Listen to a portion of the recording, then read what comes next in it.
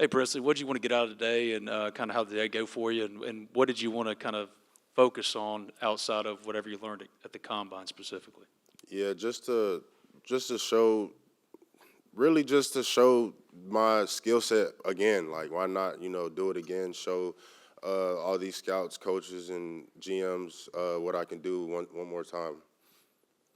You have any special plans for draft night? What do those plans look like? Nothing too special. Probably just the usual. Gather some family and friends around back at home in Austin, Texas. You only spent in your 1 year at Ole Miss. How do you feel like you've grown, and how do you feel like that's gotten you ready for this draft process? Yeah, I think my 1 year here, I feel like I've grown just as a player, mentally, the game, knowing the game more, having the NFL coaching experience that I had in my Coach Lou Spanos, having him really just teaching me everything he knows, being a coach that was in the NFL for 15 seasons, 15 years, really, helped me out and helped me to grow for the next level.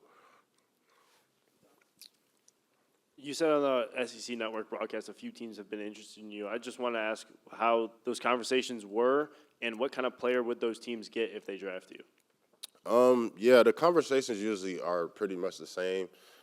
They ask about my life at home, and then they pull up some tape, and we go through some film.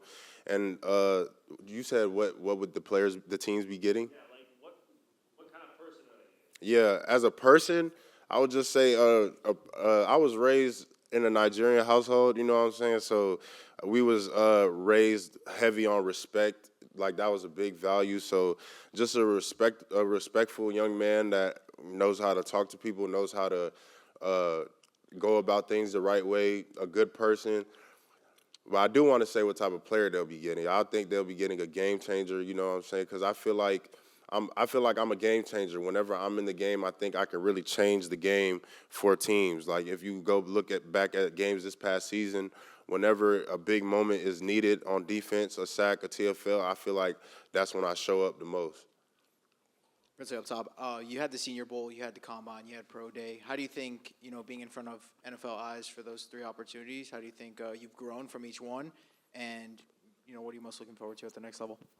Yeah, the Senior Bowl was the first experience, and I'm glad. I was very glad for it because I got to learn from NFL staff that having that be my first experience. So it was just great learning from that NFL staff. I didn't really know that it was how much of a difference it was from college to the NFL as far as the play goes, and it is a big difference. So having that as the first experience, the Senior Bowl was really beneficial going into the Combine and Pro Day. What was the last thing you said?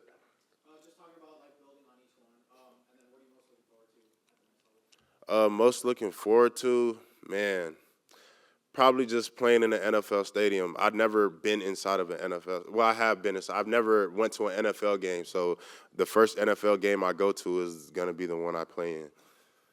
Not much of a draft question, but you mentioned working with Lou Spanos. You're seeing Prince will work with Lou Spanos a lot too. What are those conversations like with him? Did you talk to him about Lou Spanos before he got here? Yeah, I didn't talk to him about Coach Spanos much before he committed, but after he committed, I told him, I was just like, whatever Lou is telling you, just listen to him because he's right. Every time they ask me who my coach was and I mention him whenever I'm in an interview with the NFL team, they always say, oh, Lou Spanos, he's very, very known around the NFL, and his knowledge is just unmatched.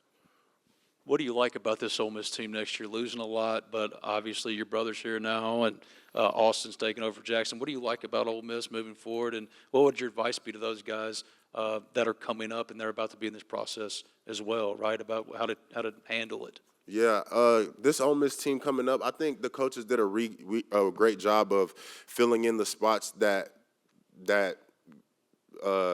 filling in the positions that were needed. Like me, I left. The D line had a lot of guys leave, and I feel like Coach Joyner and Coach Lou, they did a good job of just reloading that room. I feel like we didn't have a drop off at quarterback. Austin Simmons is a great quarterback, so I think they'll have a great season next season, hopefully. And my advice to them going through this process, I would just say, try to be a pro before you become a pro. Like, do all the things that you need to do in order to make this process easier while you're still in college.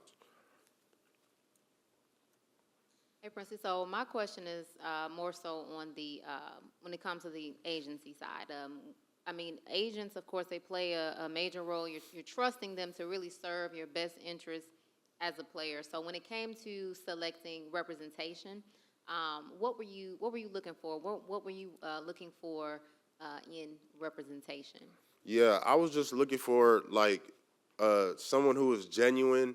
You know what I'm saying? Didn't because being a top player, you got a lot of guys just throwing money at you and things of that nature. So just someone who was genuine and really experienced in it. Also, I was looking for experience. But yeah, like I would say, my college career probably after my junior year of college is when agents really started hitting me up, and I really ignored all of them until it was time to think about that. So I feel like, yeah, just trying to get someone who is genuine, and I ended up signing with an agent that's with Clutch. You know what I'm saying? Because I want to meet LeBron James. I told him, "Nah, I'm playing," but yeah, but yeah, it felt like it was the best. He was the best decision. He just happened to be with Clutch. So, but yeah. As far as your conversations with teams, I mean, you see mocks and there's wide ranges for where you could be in the first round to the second round. Have you gotten an idea about maybe the range in terms of going through this process and where you're going to end up? Yeah, it's crazy. I've heard from my agent. He was like, a couple weeks ago, he was like, if the draft was today, your clock would probably be ticking around pick 23, and I'm always grateful.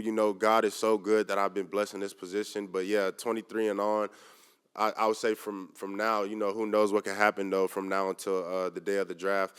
But I just feel like the type of tape I put out last season, I shouldn't be anywhere outside the top 20. But hey, I ain't the one picking. But it is what it is. Yes, sir. Appreciate y'all.